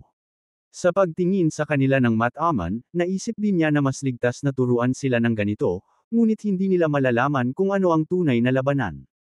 Inimagine kung paano ang isa sa mga mag-aaral ay tumama sa isang pader, napagpasyahan niya na sa lalong madaling panahon o huli ay tatakbo sila sa ito, ngumiti.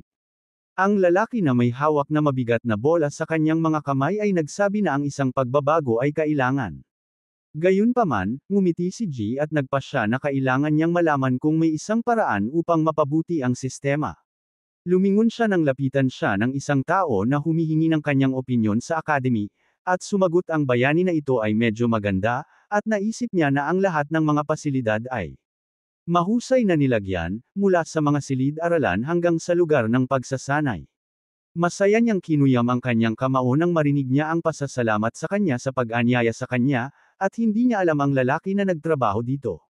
Hiniling niya na makita kung siya ay maganda ang pakiramdam, kung saan sumagot siya na siya at ang mga lalaki ay tumutulong dito kapag walang ibang ginagawa at iminungkahi na suriin nila ang susunod na pasilidad, kung saan masayang itinuro ng bayani sa kanya na maging kanyang sariling gabay. Ang araw ay nagniningning sa korona ng mga puno. Ito ang sandali na umalis si G sa hardin, at hiniling sa mga alaga na huwag mag-rummage sa paligid dito. Tiningnan ng mga hayop ang bawat isa. Nagkomento si Growler na ito ay isang abalang araw. Nang sinabi niya na ang mga taong nakatira sa Seoul ay abala, iminungkahi ni BM na gawin nila ang kanilang sariling bagay. Amoy ni Piney ang damo sa harap niya at hiniling na malaman kung ano ang ginagawa ng mga Diyos ng kalikasan sa hardin habang wala si Jiha. Kaya ang kabayo, ang lason ng tiyan. Sinubukan ni Bam na atakehin ang bahay at naobserbahan na sila ay masaya sa bawat isa. Inaasahan ni Growler ang isang atake ng oso. Naglalaro sila sa tubig sa lawa. Pagkatapos ng lahat, ang silid tulugan ay isang friendly na hapon na idlip. Pinapanood sila ng isa sa mga terror drone. Ang mga salaginto ay lumipad mula sa kuweba.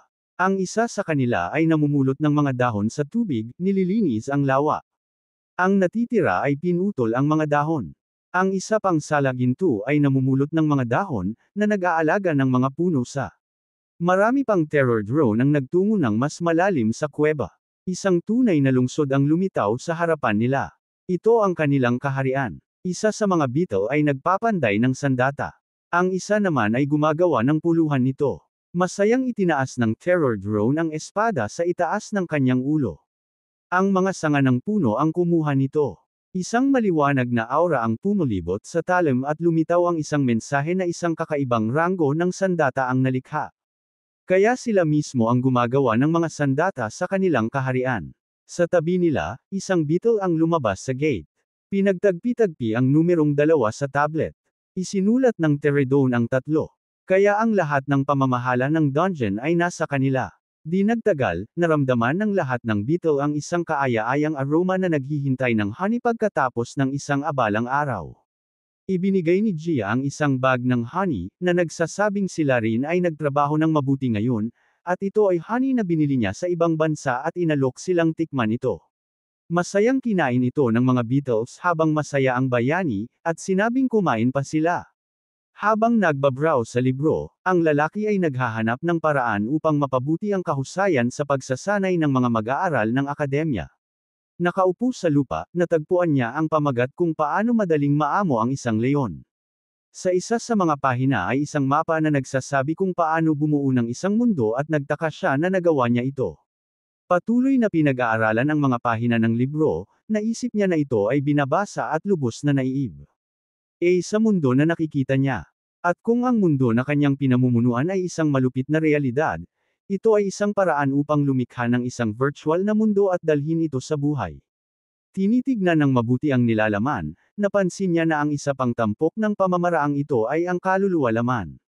G ang maaaring gamitin at ang katawan ay mananatiling ligtas, ang silhouette na nakatayo sa mga natalong monsters. Naisip ni Jaiho na kung ihahanda niya ng maaga ang katawan para pumasok ang kaluluwa sa maliit na mundo, posible na bumalik sa orihinal na katawan ng mundong ito.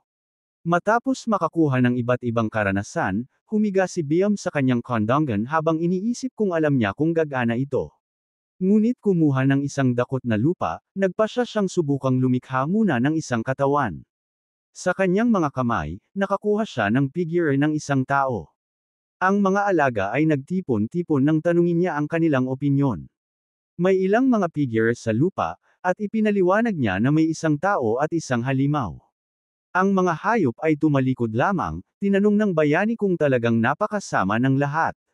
Muli, paglipat ng mga pahina, nagpasya siya na sa anumang kaso, kapag ang mundo ay pumasok, ang kaluluwa ng isang tao ay pinupuno ang diwa. Ang maliit na mundo ay nagsisimulang mabuhay. Napansin ang mga Terteredones na lumilipad, naisip ng lalaki na kailangan niyang suriin ang aking silid. Iniabot ng beetle ang isang garapon ng honey, narinig ang isang kahilingan para sa tulong sa isang bagay. Ang bahagyang nakakatakot na bayani ay ngumiti, na nagsasabing hindi masakit. Kailangan lang nilang lumabas mula sa isang lugar patungo sa isang lugar, at kapalit nito, ibibigay niya ang honey. Isang madilim na portal ang bumukas sa harapan nila kasabay ng mga salitang hindi sila dapat mabahala at kailangan lang nilang tapusin ang ibinigay na gawain. Iniabot ni Terodan ang nanginginig na kuko sa gate. Ang kamalayan ng mga Beetle ay lumipat sa mga humubog na figure. Naguluhan, sinubukan ni G na ipaliwanag sa Beetle na ang kanyang mga kasamahan ay hindi patay at maayos ang lahat. Umangat ang clay na kamay. Sinuri ni Teredon ang bagong katawan.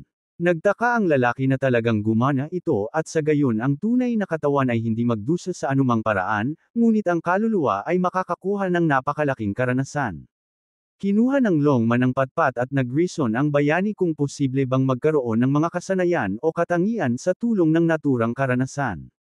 Itinuro ang pasulong, nagpasya ang batang lalaki na alamin ang lahat sa sandaling sinubukan nila, na sinasabing ang nanalong koponan ay makakakuha ng doble ng honey. Ang mga maliliit na tao ay nagmamadaling pumasok sa labanan. Isa pang terror drone ang nanood ng nangyayari. Naisip ni Gia na sa kasong ito hindi magagamit ang mga kasanayang taglay na nila. Hinadlangan ng Clayman ang gayong score, at nabanggit ng batang lalaki na ito ay isang mahusay na paraan pa rin upang sanayin at magiging kapaki-pakinabang para sa mga walang karanasan na mangangaso at mga mag-aaral ng akademya upang makakuha ng mga bagong kaalaman at karanasan. Ngumiti ng naguluhan, naisip din niya na kung magpapasya siyang i-install ang miniature na ito sa loob ng akademya, mga gastos ay magiging mataas.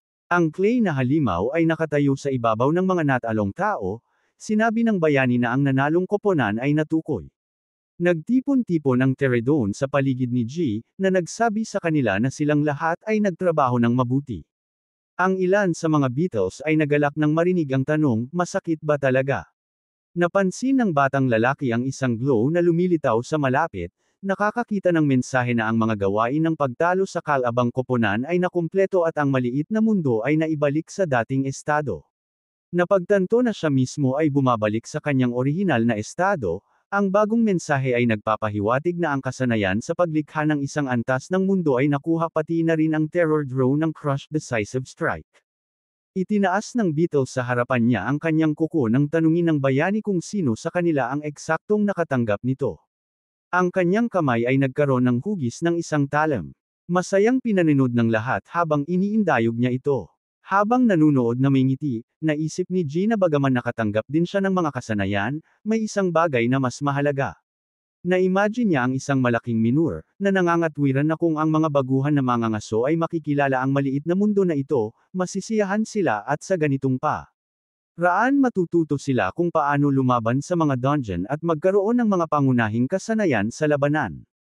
Matapos ipakilala ang grupo ng mga mag-aaral, naisip niya na ang isang bihasang mangangaso ay maaaring labanan ng isang hindi pamilyar na halimaw sa mundong ito nang hindi panang-anib ang kanya ng buhay. At sa huli, ang prosesong ito ang nagpapalakas kay Hunter. Tumingin sa ibaba, naisip din ng lalaki na ito marahil ang tamang paraan upang magamit ang mga kasanayang taglay niya, ang mga nakuha niya, at ipinaalam ng system na nakarating siya sa pag-unawa sa ilan sa mga layunin ng puno ng Endo, at ang manggagawa klase ay nagiging isang taong maaaring maunawaan ito. Humugot ng hininga si Jiha. Ang mga opisyal ay nag-level up ng ilang mga kasanayan at sinabi na tila tama ang pagpipilian. Ang mga puno ay nakataas sa libro, kaya dumating ang susunod na araw. Tiningnan ng isa ang mensahe na ang pagpapala ng puno ng mundo ay naghatid ng 4 na antas at ang lahat ng mga istatistika ay tumaas ng 15. Iniisip na ito ay kamanghamanghang, ngunit hindi niya naintindihan kung anong uri ng paggalaw ang nasa dulo. May isang ilog na umaagos sa malapit. Naisip ng lalaki na mula sa mga puno at halaman hanggang sa mga bato at hayop, maaari niyang angkinan ang karamihan sa mga bagay at hindi masugatan sa oras na ito, kaya hindi siya nakakaapekto sa kapaligiran sa anumang paraan. Naiisip kung paano siya lumilipad tulad ng isang puting ibon sa ibabaw ng nayon. Napagtanto niya na maaari siyang personal na maglakbay sa isang maliit na mundo at magiging kawili-wili mamaya upang bumaba at tumingin sa paligid. Lumitaw ang isang mensahe sa glow tungkol sa paglikha ng mundo. Lumitaw ang isang puno malapit sa kanyang daliri. Sinabi niya na ito ay isang kasanayan na nagpapahintulot sa kanya na lumikha ng anumang bagay sa mundong ito tulad ng sa maliit na nilikha niya kahapon.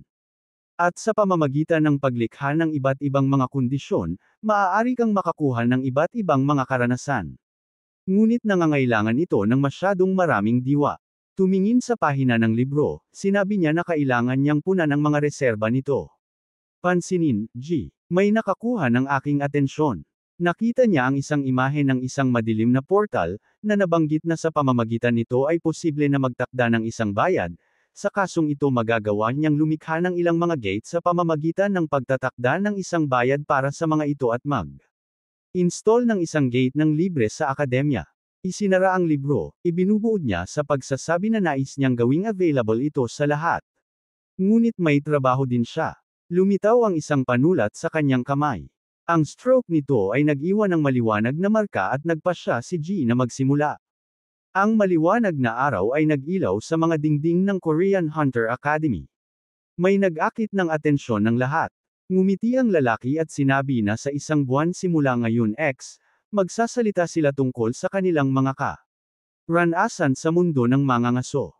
Inilagay ng batang babae ang kanyang kamay sa kanyang sinturon at binati ang mga kandidato, ipinakilala niya ang kanyang sarili bilang tagapamahala ng mga mangangaso, pati na rin ang isang mage class hunter na nagngangalang Soy. Nagtaka ang mga estudyante sa kanya nang mapansin ito. Nabanggit ng guro na ang klase ng mage ay hindi pa pamilyar sa kanila.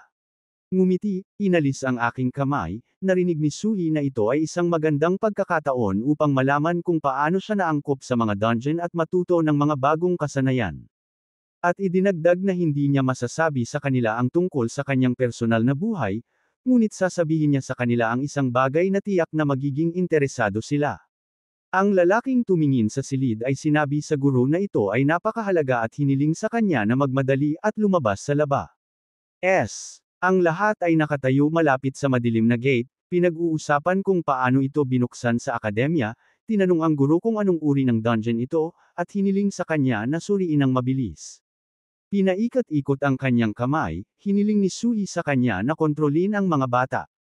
Si Gyung, na iniisip na hindi ito mukhang isang normal na dungeon, ay lumapit sa kanya at tinanong ang batang babae kung ito ba ay talagang isang gate. Sumagot siya na bigla itong bumukas dito. Hinawakan ito ng isang daliri, nagpasya siyang tingnan ito ng mabuti. Ngunit pagkatapos ay nahulog siya sa sahig at nag-alala ang lahat na baka patay na siya.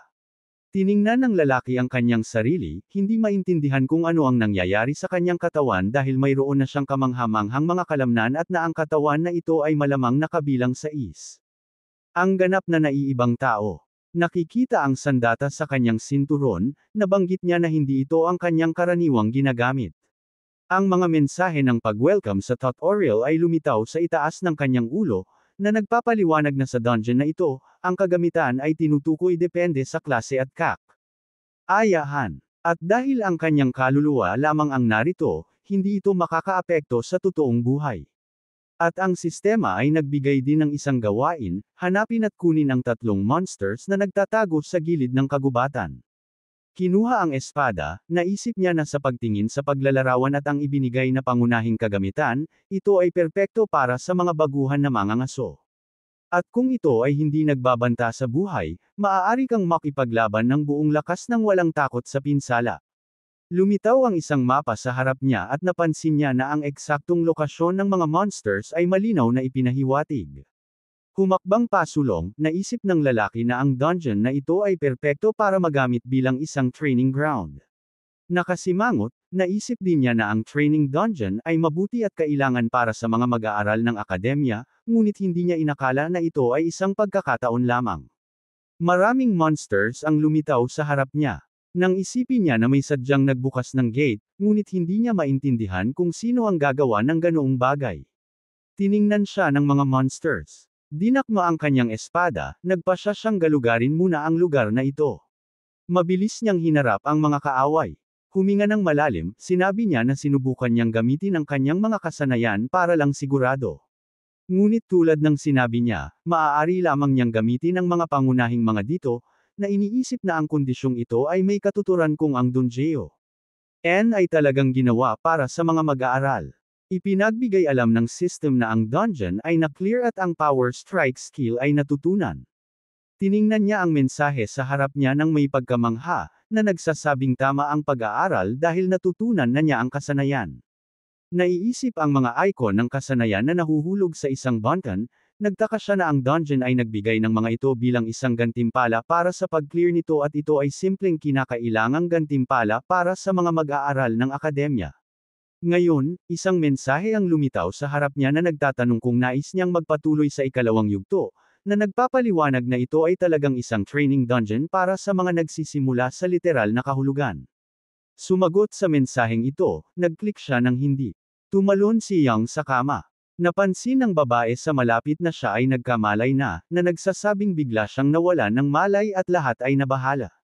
Binuksan ang kurtina, muli niyang tinanong at narinig ang sagot na narinig niya na papasok na siya sa dungeon. Kaya naalala ng lalaking ito ang pagkahulog sa sahig habang naririnig ang pinag-uusapan ng mga estudyante.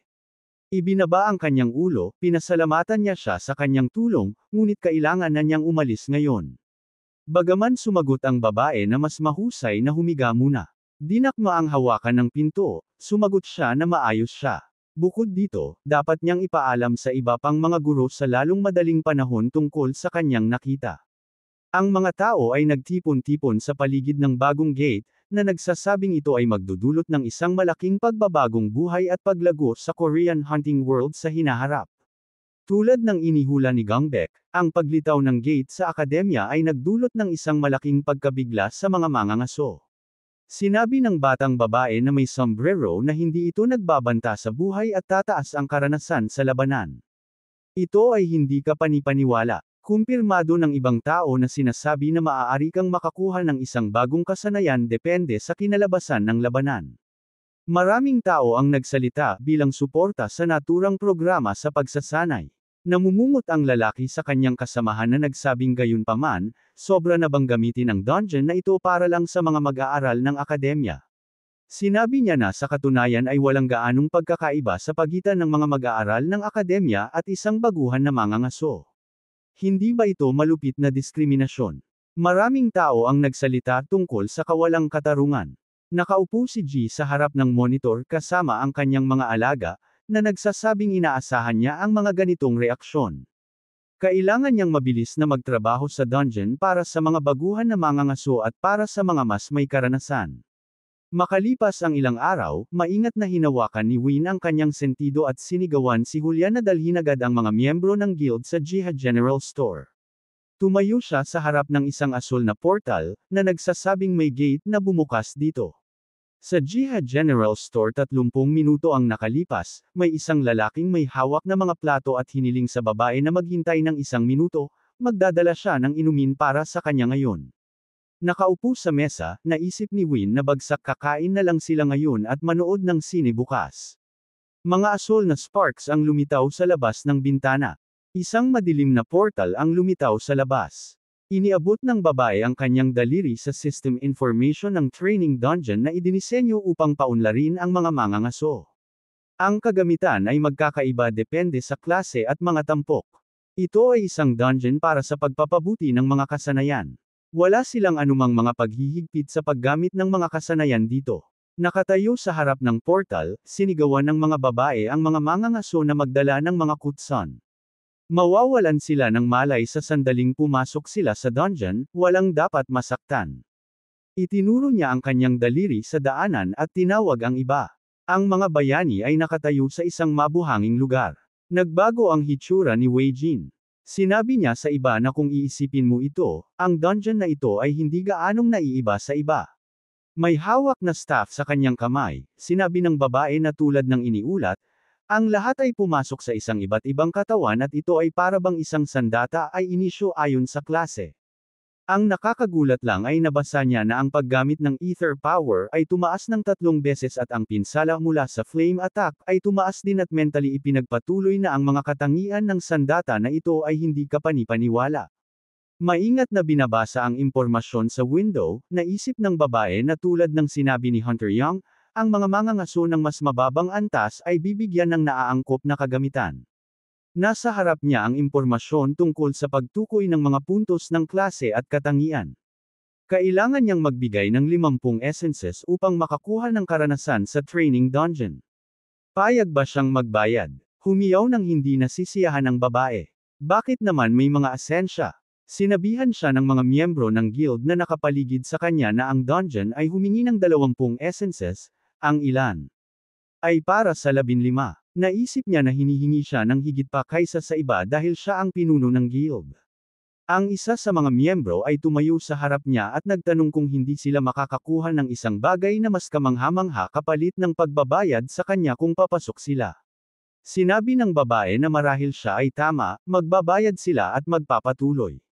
Sa pagpindot sa system window, isang kumikinang na haze ang lumitaw sa espasyo. May sumigaw, nagtatanong kung nakita ng pinuno ang na-update na quest. Ang pa ng isang tao na may kuko ay lumitaw at mga salita ang narinig na dapat nilang talunin ito. Ang malaking hayop ay nagpakita ng bibig at may sumigaw na ito ay isang itim na leon. Maingat na tumingin sa unahan si Win ay narinig ang tanong kung ano ang gagawin at naisip na ang itim na leon ay sangsako na ranggo na halimaw para sa pagsasanay. Nanginginig ang kamay na humahawak ng staff. Naisip ng babae na sa isang normal na sitwasyon ay tumakas na siya dahil mahalaga ang buhay. Sa dungeon na ito, ligtas ang kanyang buhay at ito ay isang dungeon kung saan maaari siyang makakuha ng mga stats at kasanayan pagkatapos ng isang mabangis na labanan. Mga jet ng apoy ang lumabas mula sa staff. Sumigaw siya na huwag matakot sa anuman at tumutok sa labanan. Isang malaking fireball ang lumipad pasulong. Kumalat ito tulad ng isang dome sa buong disyerto. Ang pagbubukas ng gate sa tabi ng general store ni G ay nagdulot ng malaking pagkagulo sa komunidad ng Korean Hunter. Tumayo si Win sa likod ng podium at sinabi na ito ay hindi kapanipaniwala, bagaman ito ay higit sa lahat dahil sa mga malakas na sandata. Sa anumang kaso, maaari niyang personal na sabihin na sa training dungeon na ito, maaari kang makipaglaban sa mga monsters na ranggo ng sakuna hanggat mayroon kang tamang kagamitan. Pinanood ni G ang babae sa screen na nagsasalita, na nagsasabing sa palagay niya ang komunidad ng Korean Who Enter ay tataas sa isang bagong antas salamat sa training dungeon na ito. Naisip ng bayani na natutuwa siya na ang dungeon ay binuksan sa kanyang presensya. Kinuha ang telepono sa kanyang kamay, sinabi ng bayani na sa kabutihang palad, ang mga review mula sa iba pang mga mangangaso ay positibo. Ang iba't ibang mga monsters ay magbibigay daan sa iyo upang makakuha ng ibang karanasan. Tiningnan ni Eddie ang santo, na nagsasabing may katulad na halimaw sa puntong ito. Mabuti na lang tinanong niya sina Eddie at Selena tungkol sa ecosystem ng halimaw sa paligid ng nayon ng Eskimo. Ang malaking kambing ay may matutulis na pangil. Naisip ng lalaki na salamat dito na gawa niyang lumikha ng iba't ibang mga halimaw. Siyempre, nahirapan siya sa panahon ng yugto ng pagsusulit. May hawak na bag ang babae, kumaway sa lalaki. Naisip ni Gio na sa unang pagkakataon sa mahabang panahon, sinuri niya si Rita sa nayon ng Eskimo at napansin na naangkop siya ng maayos. Inilagay ang telepono sa mesa, tinanong ng lalaki kung dapat niyang dagdagan ang pass ability ng mga dungeon ng akademya. Hinimas niya ang QBM, na nagsasabing ito ay magiging isang magandang karanasan para sa mga walang karanasan na bata na mag-set up ng isang dungeon upang paminsan-minsan ay maaari silang makatanggap ng mga hile quest upang subukan ang kanilang mga kakayahan. Humiga ang lalaki sa mesa sa tabi ng alaga at sinabi na gagawin niya ito. Isang malaking karamihan ng tao ang nagtipon sa pasukan ng dungeon. Ang babaeng may kulay rosas na buhok na nagngangalang Dis ay pumikit, na nagsasabing kinakabahan siya kung ano ang gagawin. Sinigurado siya ng lalaking may salamin na nagngangalang Haisyong na magiging maayos ito dahil hindi naman sila mamamatay, kaya kailangan lang nilang talunin ang mas maraming monster hanggat maaari.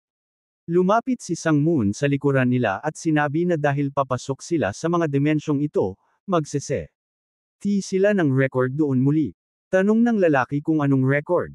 Ang lalaking may brown na sapatos ay tinanong ang record na hindi nila maging pinakamahusay sa kanilang mga kasanayan.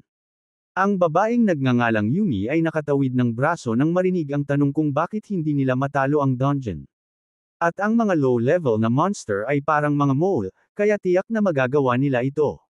Sumagot siya kung paano nila talunin ang lalaki mula sa ikatlong grupo. Ngumiti si Sang Moon ng may determinasyon, na nagsasabing kung nakatagpo sila ng mga monsters tulad ng sa kanila, magagawa nila ito. Umabot ng 8 minuto para sumulong ang ikatlong grupo sa ikatlong yugto. Naisip ng babae nang may hindi kasiyahan na kung ito ay Sangwon, siya ay parang isang matagumpay na mag-aaral sa akademya. Sinabi ni Yumi nang hindi nasisiyahan na tama na iyon.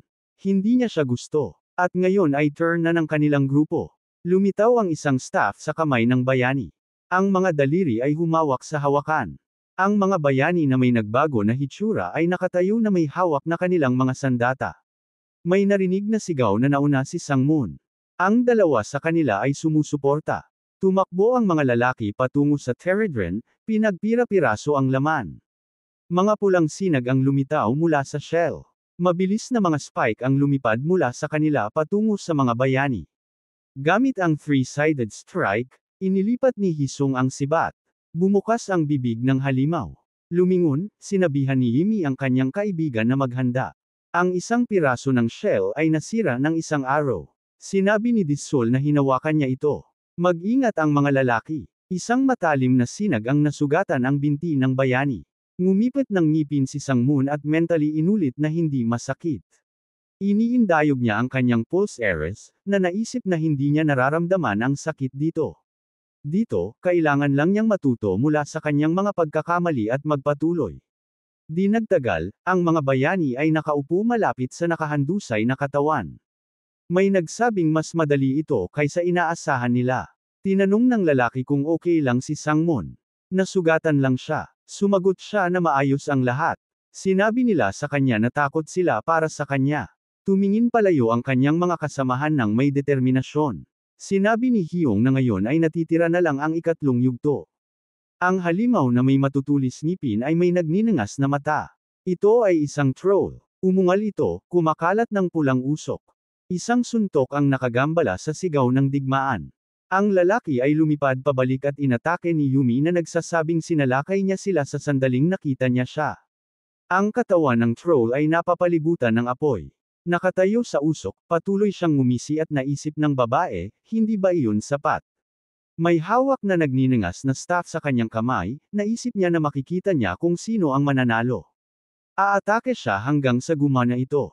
Biglang, lumitaw ang isang abiso sa tabi ng nagulat na babae, na nagtatanong kung gagamitin niya ang kakayahang ito dito. Tiningnan ni Yumi ang abiso ng may pagkamangha, na nagtatanong, ano ito? Tanong ng kaibigan niya, ano ang pinagsasabi niya? Hawak ni G ang panulat, naisip na nakagambala siya nang hindi namamalayan. Kailangan niyang imungkahi ito sa ilang natural na paraan. Isinulat niya ang mga simbolo sa libro, na nagsasabing susubukan niya ito. Lumitaw ang isang abiso, na nagpapayo na gumamit ng periodic magic damage upang maiwasan ang troll na muling magpalakas ng kalusugan. Tumingin sa ibaba si Yumi nang may pag-iisip, inuulit ang payo, at nagulat si Dole. Naisip ng babae ang sugat ng trolls na naibalik at naisip na ang dahilan kung bakit napakahirap labanan sila ay dahil sa kanilang regenerative na kakayahan. Kaya, ang susi ay upang mabawasan ang kanilang regenerative na kakayahan. Posible ito sa pamamagitan ng paggamit ng tuloy-tuloy na fire attack magic.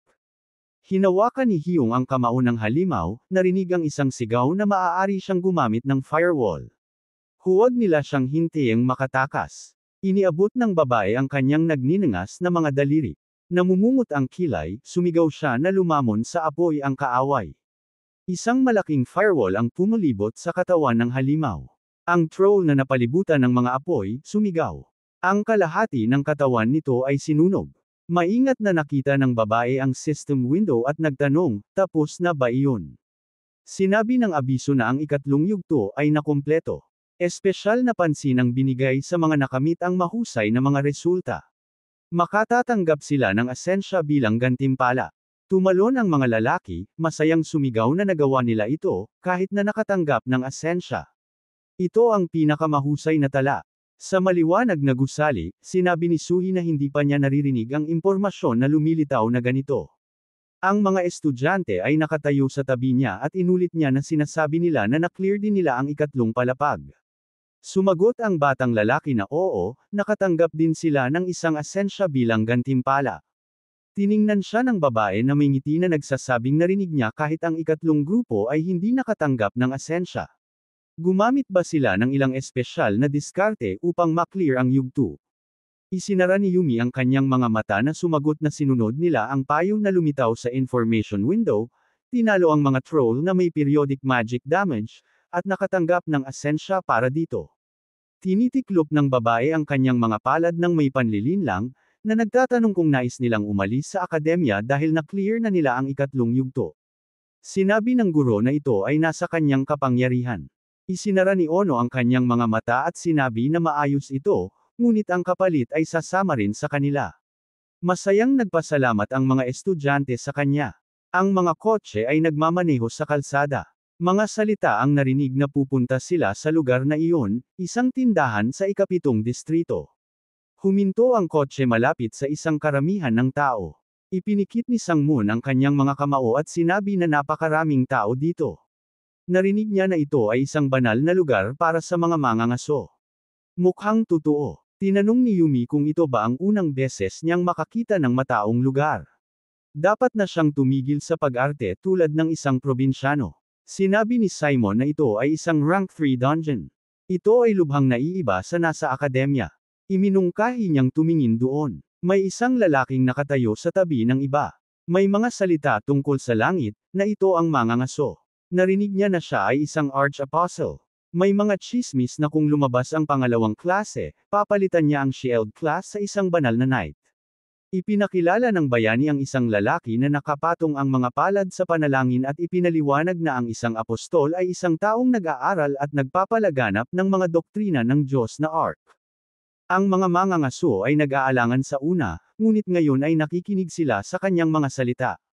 Itinaas ang isang daliri, sinabi ni Hyson na kung ang Diyos ng Ark ang nasa likod ng lahat ng ito, walang mali sa paniniwala dito, hindi ba magiging maganda ang makilala ang Diyos sa iyong likod kung talagang maaari siyang lumitaw mamaya?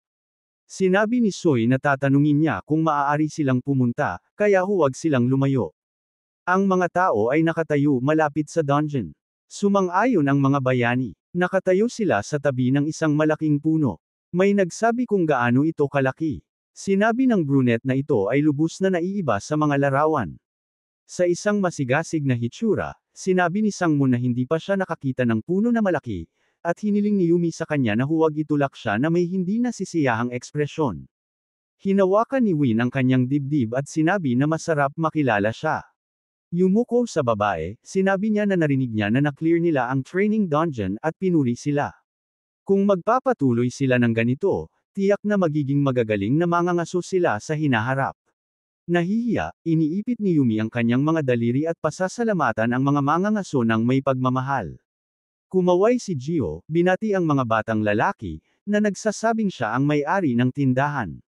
Sinabi ng batang lalaki na ang kanyang fan ay tinawag siyang tito, na ikinagalit ng bayani.